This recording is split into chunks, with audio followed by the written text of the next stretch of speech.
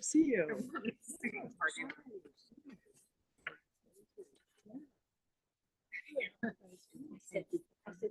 Hey. I know.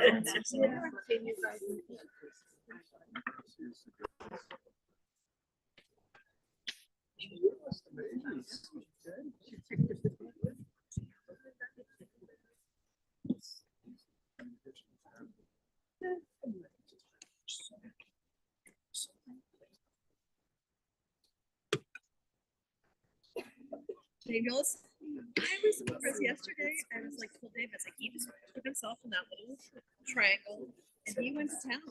He went down at it. He just like, he had to concentrate. It's great. It was just like he was in his own little zone. It was great.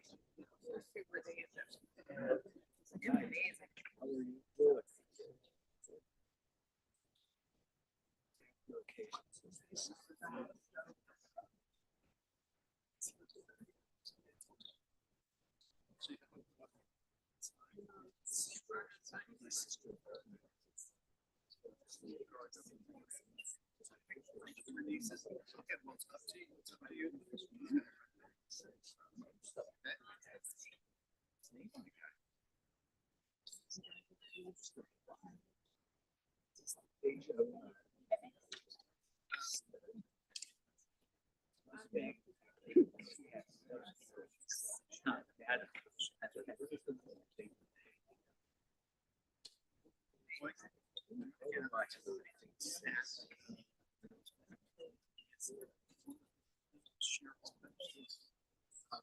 So that way it's on one side where we just get a little bit inside.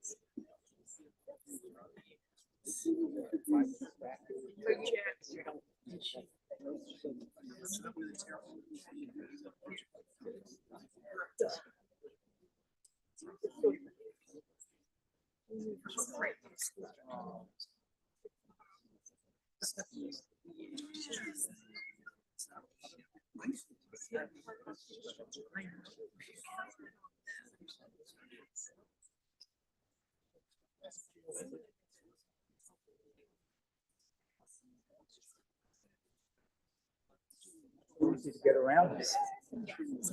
Hello, how are you? Long time no see. Bob.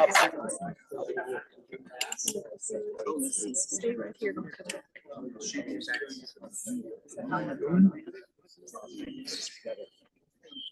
Pay all the respect.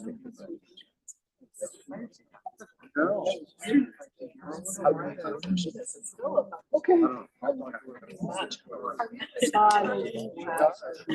For the drive, I'll find it. Ask them how you're doing. Household, my wife wants to know how you're under control. such a living and snippet on Under control. shingles now.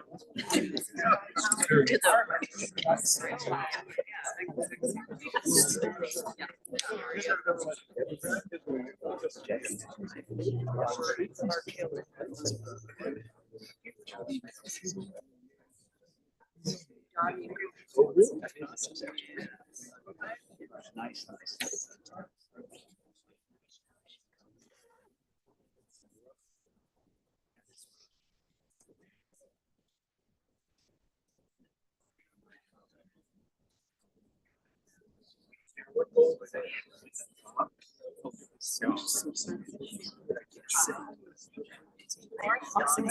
have.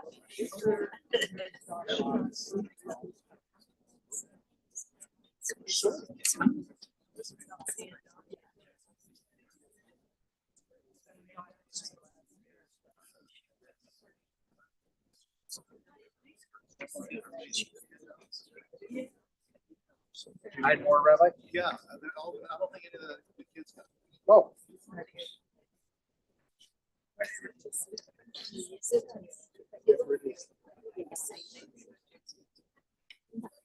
It's what it is.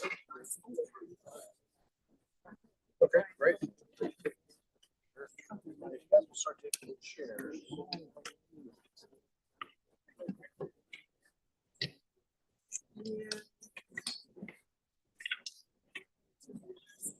Like that.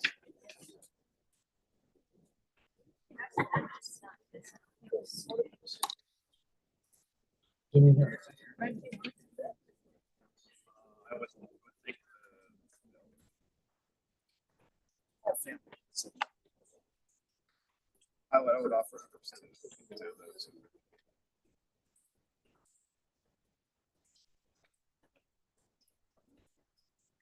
Ladies and gentlemen, the family's been seated, those who wanted to be seated, so we invite you to come forward and fill the chairs. Please don't be bashful and actually have a seat.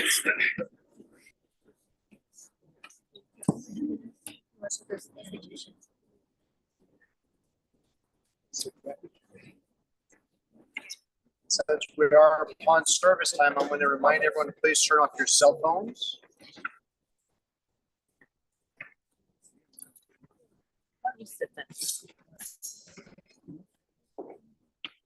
Are you Amy? Yes. Feels like what? 3 clones. Oh, you're Jackie. It's nice to meet you. Sorry, is it okay if I There's plenty of seats, especially if Yes, yes. it's going to be difficult. So if you are of a certain age, please find a seat. Of a certain age. Whoa.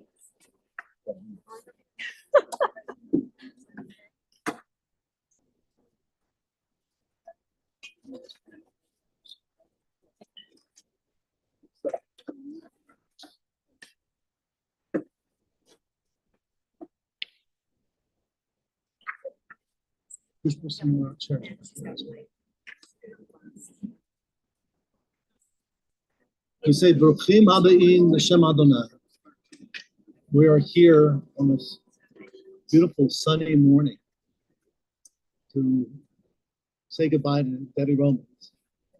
And she's buried right next to where Larry is, who died in 2004. We're here to make sure that she's laid to rest with love and dignity and with respect, and that you've come out here to be present, to make sure that it is done right. It is considered to be among the highest of all the mitzvot that we can perform. The mitzvah of Halvayat Hameh, to accompany our loved ones to their final resting spot. It's an act of Gimilut Chasadim, of kindness and of goodness and of generosity of spirit. And there are those who can't be here. So it's going to be live streamed and recorded.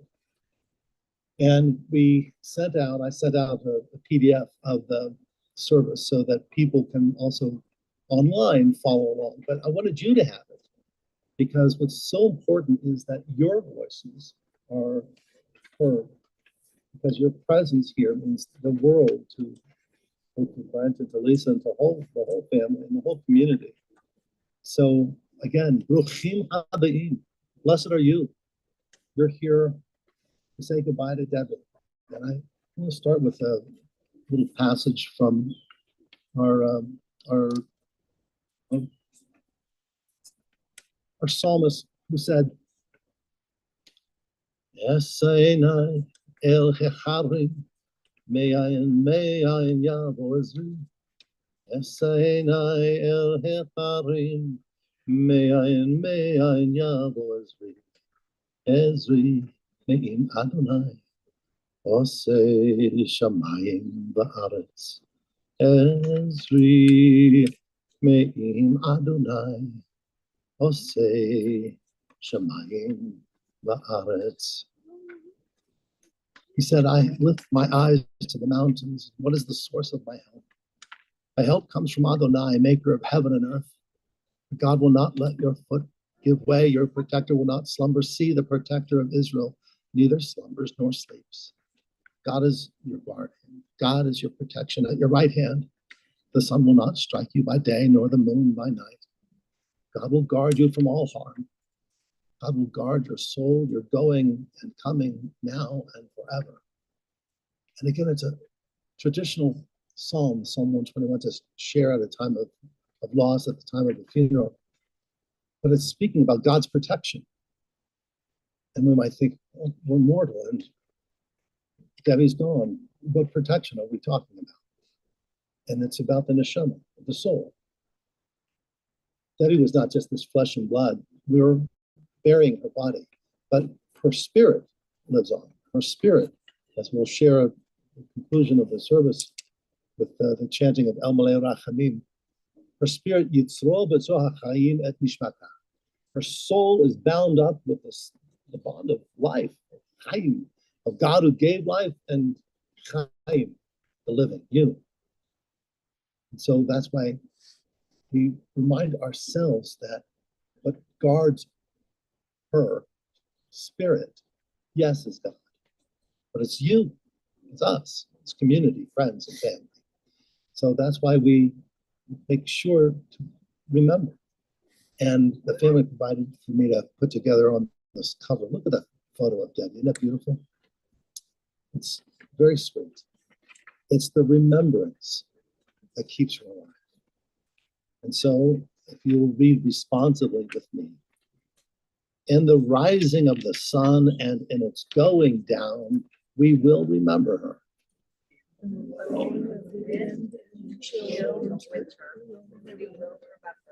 In the opening of buds and in the rebirth of spring, we will remember her.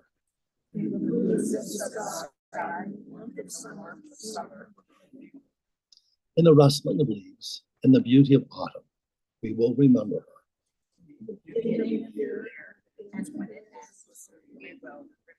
When we are weary and in need of strength, we will remember her.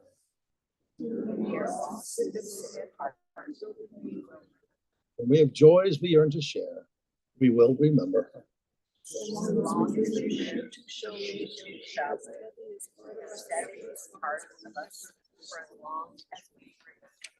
That next page, page 2, there's the 23rd Psalm. And again, it speaks of the fact that we're mortal. We all know that. We're especially cognizant of it as we get to a certain age, because we see so many of our friends in the past. And we know, and we look around and see a dwindling number of those people that we grew up with and those that we loved. And we know we too walk through that valley of the shadow of death. But the challenge is not to go through that valley with absolute trepidation and fear and anxiety. That's there too, no doubt. But that's not living, man. What informs our day today is not the fear, but it's the love and the goodness. So that's what's expressed in the 23rd Psalm. It's credited to David, Mizmor LaDavid, who said, Adonai ro'i lo aksar binot deshe yar b'tzin. Al meimen opod yan chaneh. Nafshi yoshevev. Yan chenim magalei tzedek lema'an shemo. Gam ki eleg begates ha'mavet lo lirara. Ki ata imadi. Shiftecha mishantecha hema yarachamim. Tarot Tufanai, Shochan Negatorai, the Shanta Veshemen Roshi Kosi Rovaya, Achto Vechesed the Fenatoya Mechaya, the Shafti Baved Adonai La Orech Yamin. Let's read together in English. A Psalm of David. Adonai, you are my shepherd, I shall not want. You give me rest in green pastures and lead me beside still waters. You restore my soul and guide me in straight paths for the sake of your name. Yea, though I walk through the valley of the shadow of death, I will fear no evil, for you are with me. Your rod and your staff comfort me. You prepare a table before me in the presence of my enemies. You've anointed my head with oil. My cup runs over with bounty. Surely goodness and mercy shall follow me all the days of my life, and I shall dwell in the house of Adonai forever. We tore Kriya at the very beginning of the service, and I mentioned the third chapter of Kohelet, that the birds turned into a hit song. And these are the original words, if you'll read them with me. A season is set for everything, a time for every experience under heaven, a time for being born and a time for dying, a time for planting and a time for uprooting the planted, a time for slaying, a time for healing, a time for tearing down and a time for building up, a time for weeping and a time for laughing, a time for grieving and a time for dancing, a time for throwing stones and a time for gathering stones, a time for embracing and a time for refraining from embraces, a time for seeking, a time for losing, a time for keeping and a time for letting go, a time for tearing and a time for sowing, a time for silence and a time for speaking. The silence is, even with anticipation that she did not have much longer, when it finally, that news comes to us, it's without any kind of words that come to us. It's just silence. That it's over, her journey is over. Then you have to find a way to make sure that we say goodbye appropriately. And so we share words after that silence. And I want to have just a few comments.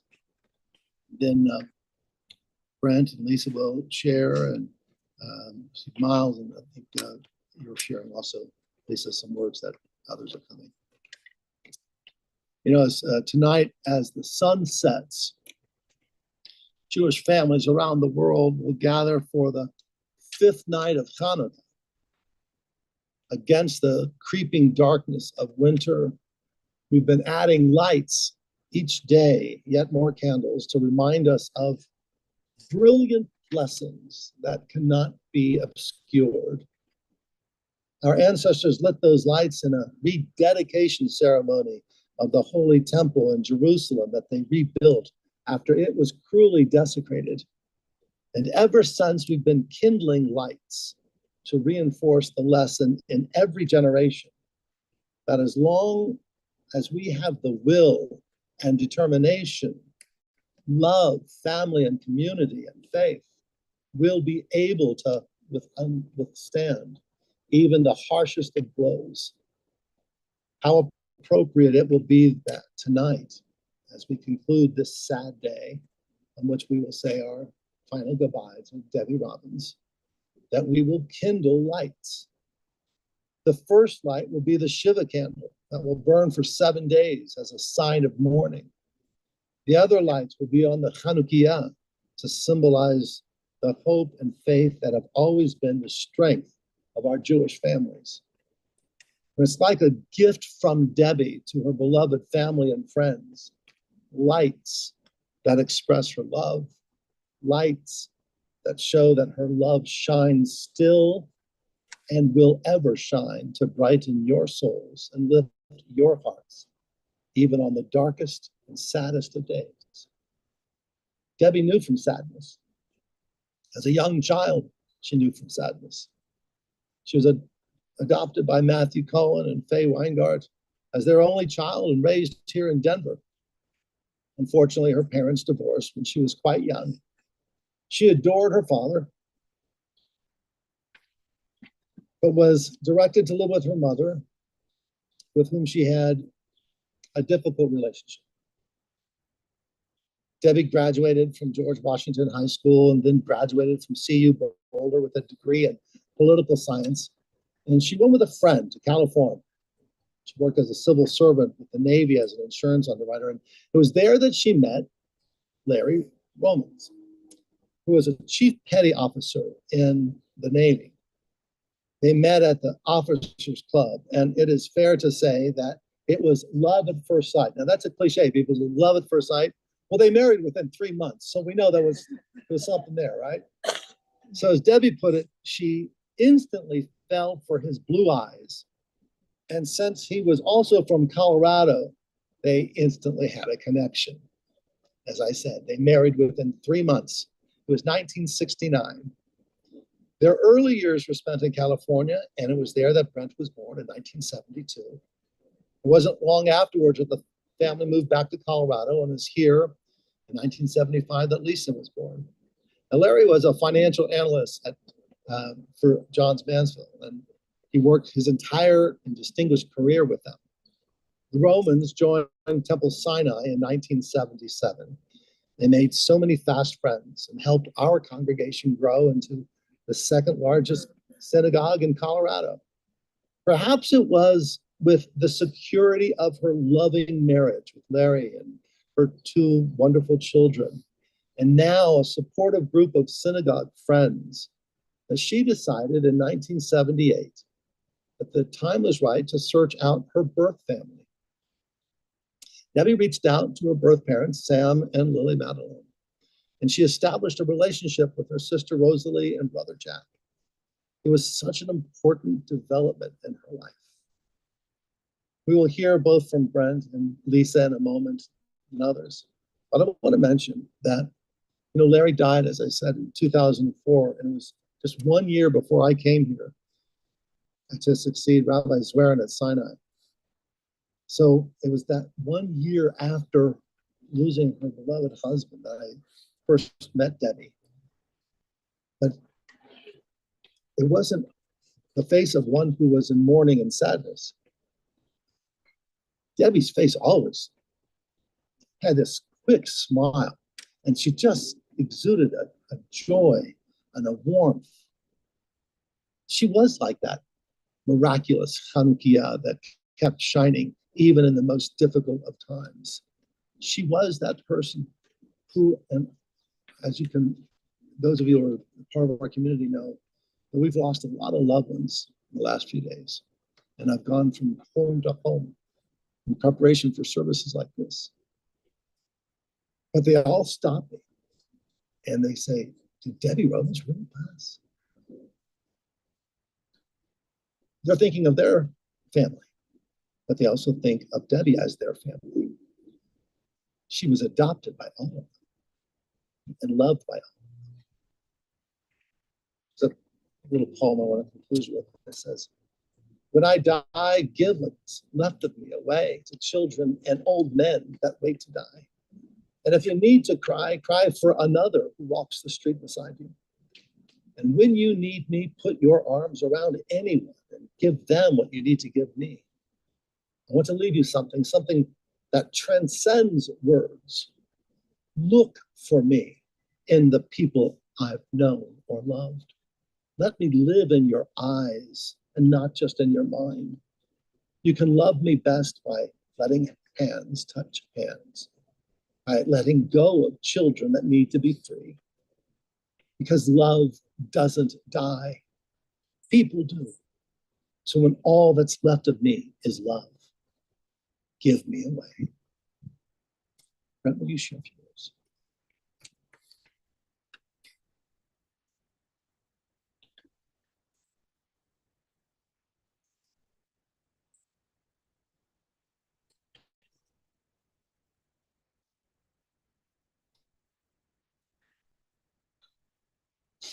Well, first I want to thank all of you for coming.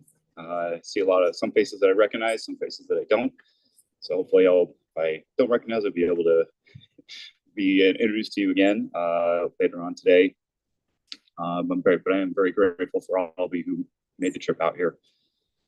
I've been thinking about legacy quite a bit in recent weeks, especially now.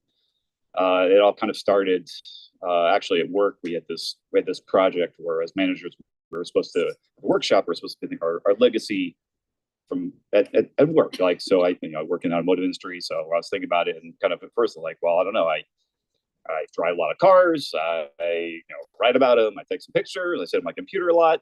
I remember Nico very early on. All he thought I ever did in my job was like sit at a computer and like move my little mouse and do this, and that's all I did. Like I just got paid for that.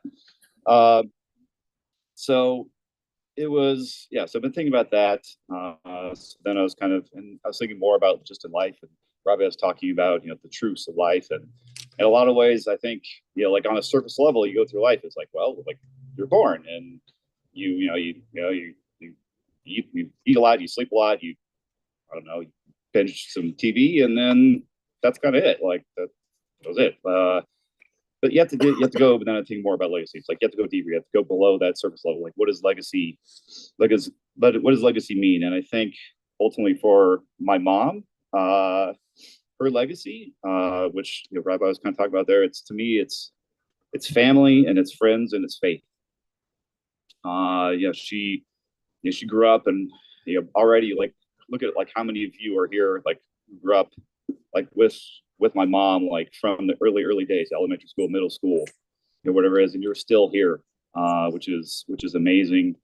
Also but then her adventurous spirit, moving out to California, finding my dad out in San Francisco, and then giving birth to me, starting out in California, coming back to Colorado, giving birth to my sister, and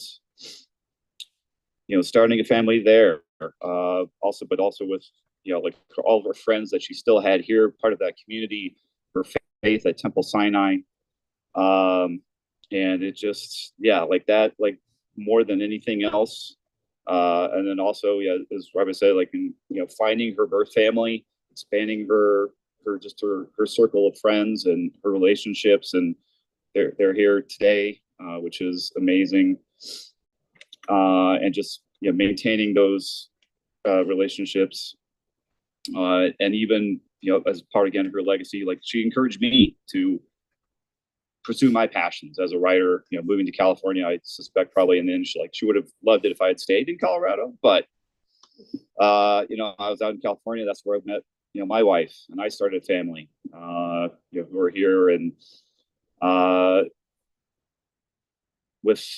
think a lot of the grandchildren and her nieces and nephews, Anna, Ashley, Alex, Sophie, Nico, it's like eventually you guys are going to have a legacy, to think about, and as you go through life.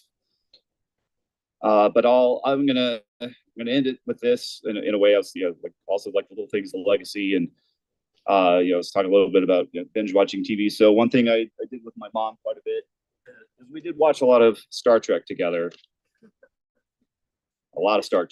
So I don't know, it's a little cheesy, but I think she would find this rather funny. So I have a picture of Spock here. This is actually signed by Leonard Nimoy himself. I found this out in California. I got it from my mom.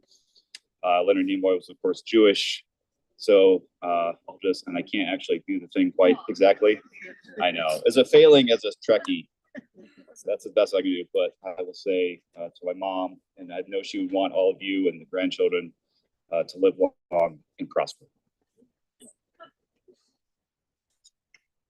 Thank you.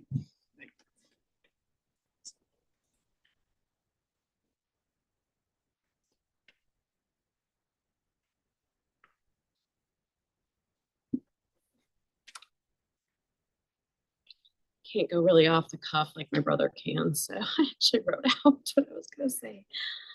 Well, in typical fashion, Debbie has managed to bring us all together one more time, but thankfully we didn't have to rely on her sense of direction, or I don't think we would ever make it here. Obviously, for those of you who don't know me, I am Debbie's daughter, Lisa. I also want to thank you all for being here today, whether it's in person or in spirit, to celebrate the resilient woman who was my mom. Through stories from family and friends that I've come to see her as someone who cared deeply for others and found joy in spending time with them.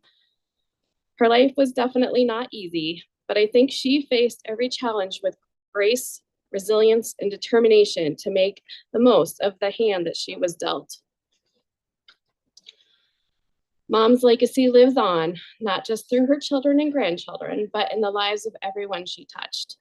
I'm grateful for the gift of her love and will spend my life striving to honor her memory by embracing the qualities that made her so remarkable. Rest in peace, Mom. You will always hold a place in my heart. So we have this poem that is our favorites that I want to read to you.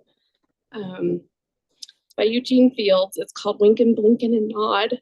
I remember it fondly when she used to read it to me when I was little. It's a little long, so I apologize. Winkin', Blinkin', and Nod one night sailed off in a wooden shoe, sailed on a river of crystal light into the sea of dew. Where are you going, and what do you wish? The old moon asked the three. We have come to fish for the herring fish that live in this beautiful sea.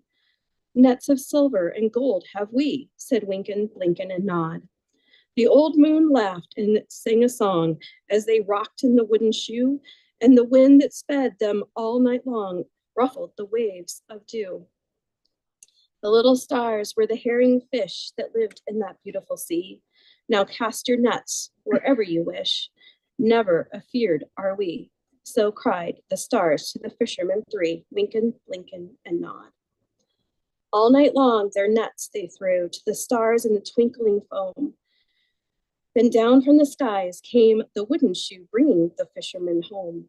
'Twas all so pretty, a sail it seemed, as if it could not be.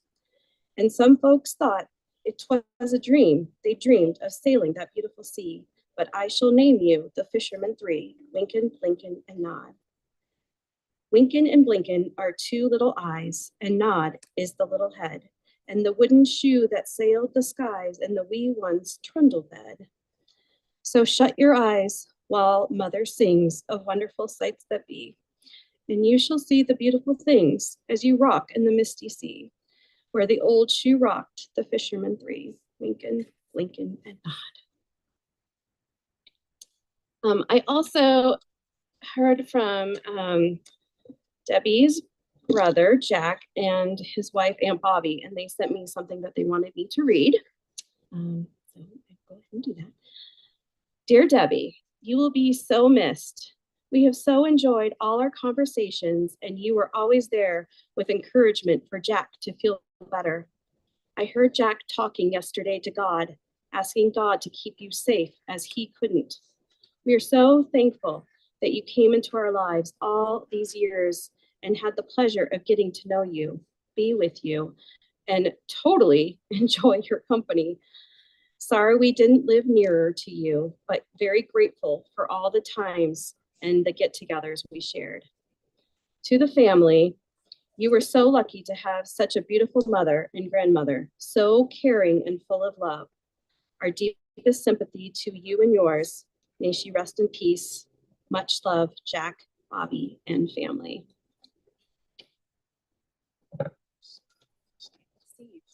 Steve, did you want to come up and say something? Oh, there you are.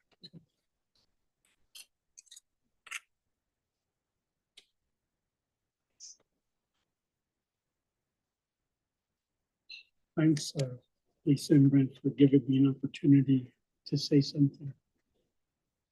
I was thinking of a word that describes Debbie, and the word that kept coming into my head was intrepid.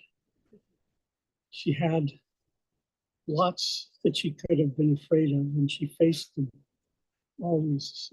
And she got Parkinson's. She didn't panic. She didn't lose heart. She faced it. I never heard her complain about it. Brent talked about family, and that was what kept her going. She loved her grandchildren. She loved picking gifts out for them. We were, picking books for our granddaughters, playing Monopoly with Nico on online. I asked her if she'd let him win. She said, I try to beat him, but he's better than me. courage in finding her birth family. She didn't know what she was going to find. She didn't know who it was that was out there. And when she first went to meet them, I think it was in Florida, and she was so nervous, and yet it was an instant connection with the family. It's because she loved people so very much. It didn't stop her. She was my soulmate in life, and we knew from the time we met, which was around ninth grade, that we had shared a connection. I don't know how she put up with me all those years, but we managed to get along and have a really wonderful relationship. It's going to be hard to carry on without her. Thank you.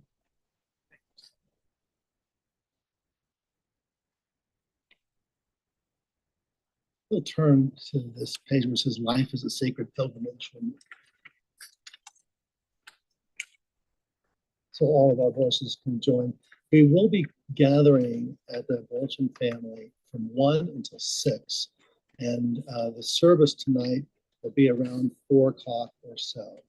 And at that time, we'll have an opportunity to gather not only for the prayers to say Kaddish again, but also for your memories. I know many of you have things that you wish to share, and we'll be able to do that tonight. And thank you so much to the family for being so very, very generous and opening your home.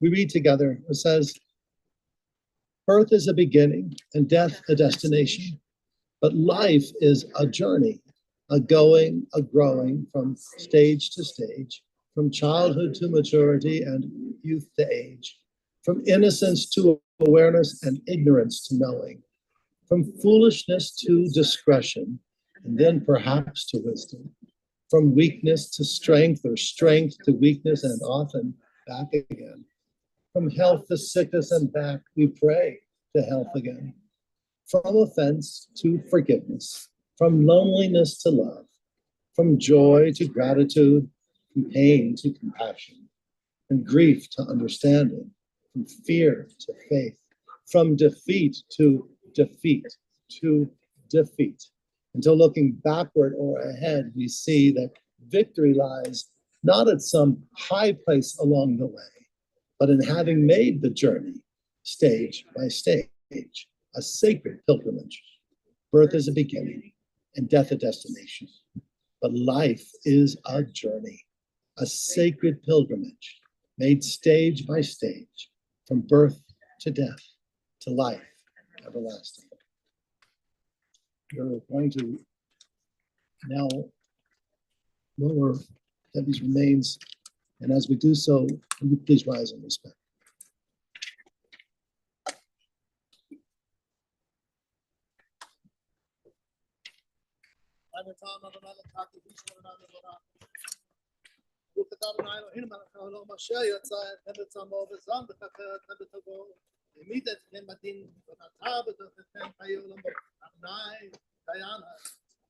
Praise you, Adonai, our God, who formed us in the lineage, nourished and sustained us in goodness, made us mortal, and yet planted within us in the praise you, God. Tagi bole la Adonai, Rabba Hoshia. Nefakir and the Chesed, the Chayim, Netim, Barachamim, Rabim, so make the flame of faith, Holy Mati Rasuli, Kayem, Emutum, Shine Afan, Michamoka Val, Midomela, Merakamit, and look at that life, no tab, it's a fin and eternal is your life, God, and all life is your gift. Great is your power to save with love, to sustain the living. Great compassion, you give life to all. Send help to the fallen, healing to the sick. You bring freedom to the captive and keep faith to those who not sleep in peace. Praise you, O God, who has implanted eternal life within us. Tim Cohen and Feldman's has provided some earth for us. First from Jerusalem, actually from Mount Olives. It's considered the most sacred place in which any of us can be buried, but how many can be buried in Jerusalem? Mount Olives. So they've provided for some of the earth from there to come here. So the first earth that we'll place, and Brent and Lisa and the family will place it, just a few, just a little dust of it. And then the rest of us, we have to fulfill the mitzvah of kavura, of actually burying her, so that she is laid to rest, knowing that the earth that will protect her physical remains placed, we just placed it by the people who love her.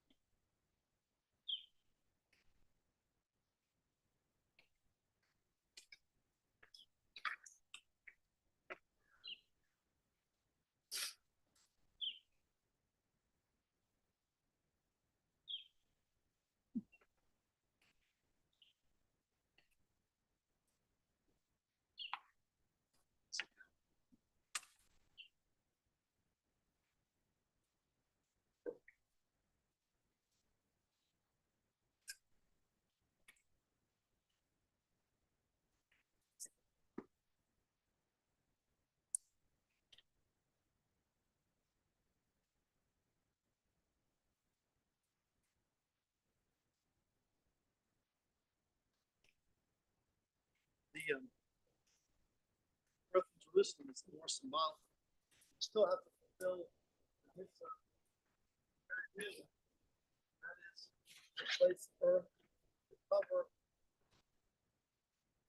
this gravesite as much as we can. But it's a mitzvah that we do hesitant. We don't want to do this. So the first shovels are with the backup.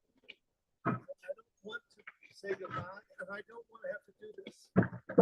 But it's the last physical thing we can do for me. So we turned in the face of the shovel. And we do what we must do to say we will protect our physical remains, just as in remembrance and good deeds and sweetness and love, we will remember and honor and perpetuate her legacy spiritually in our lives. Or finish shoveling as far as you can and take the shovel, place it back into the earth, so each person will be able to take and fulfill the mitzvah of world. So if each of you will come on either side, there's shovels on this side and shovels on that side, please.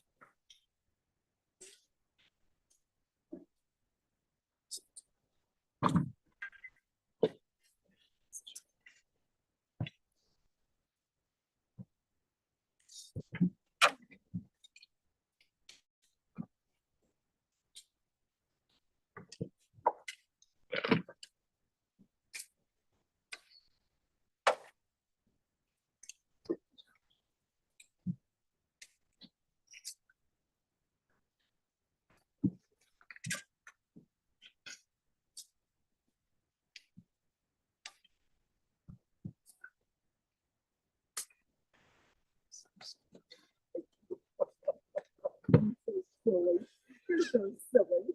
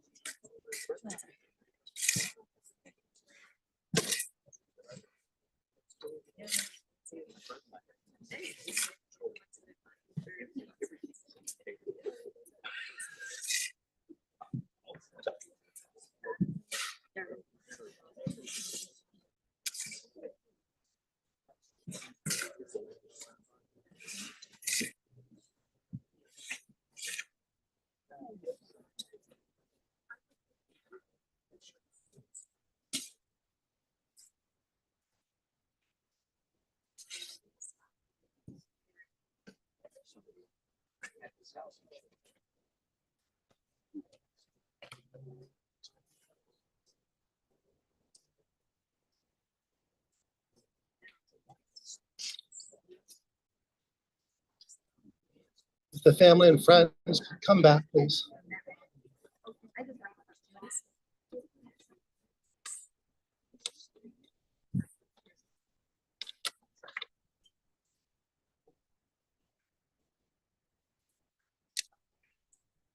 On page 4, we find the words to El Malay Rachamim, which makes reference to her neshama, her soul.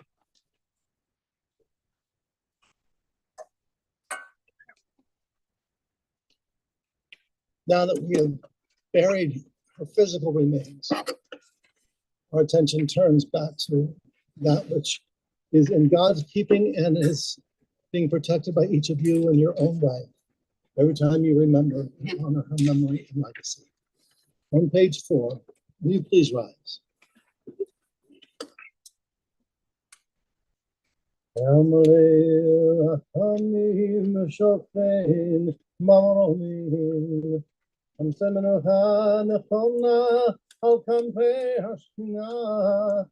במעלות קדושים וטהורים, כזוהר כי הם מזהירים את נשמת דבור עליהם במתתיהו שלחה לעולמה. בגן עדן במנוחתה, וכן ברחמים יסיריה, ושאת כנפיו לעולמים, יצרור בצרור השמים.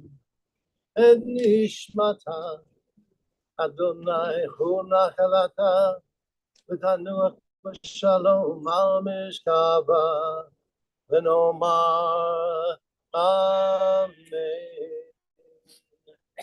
We say together, O God, exalted and full of compassion, we pray that you will grant perfect peace and eternal comfort in your sheltering presence to the soul of our beloved Debra Lee Rose.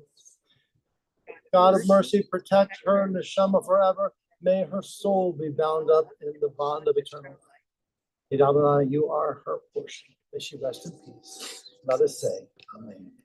The Kaddish poem is on that next page. We'll say it nice and slow for everyone to be able to share. Yitzkadah, the Yitzkadash, Shemei Rabbah, Be'alma, Devarah Chiluteh, Be'yamlich Malchuteh, B'chayecho, B'yomecho, חיי דכל בית ישראל, בעגלה בזמן קריב ואמרו אמן. יהי שמי רבה מבורך לעולם ולעלמי עלמיה. יתברך וישתבח, יתאר, יתרומם, יתנשא, יתהדר, יתעלה, יתהלל, שמי בקודשה, בריחו, לעילה בין כל ברכתה, בשירתה, תושבחתה, בנחמתה, דאמירם בעלמא, ואמרו אמן. יהי שלמה רבה מן שמיים, וחיים עלינו, ועל כל ישראל, ואמרו אמן. עושה שלום במרומה, הוא יעשה שלום עלינו ועל כל ישראל, ואמרו amen. The source of peace and peace to all who mourn and comfort those who are bereaved. Let us conclude with these final words on page 6. And I encourage you to keep these handouts. Bring them with you so that, right now when we'll go back to the home, we'll have a service booklet that I'll share. But Brandon, listen, when you go back to your personal home, what do you have, right?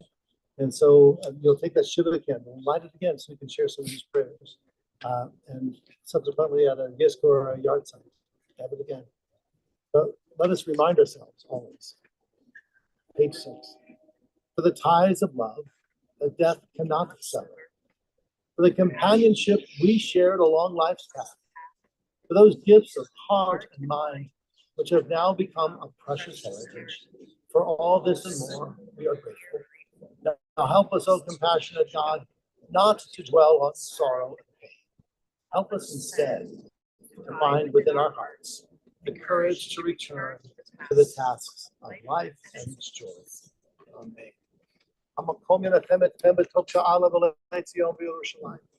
May God comfort you along with all who mourn, Zion and Jerusalem. The 4th of life. Again, we have the Bushman family opening at 1 o'clock, and then the service will be 4 o'clock or whenever the family tells. I don't have that, but you can get it. People get lost. 303 669 3207. Will help you.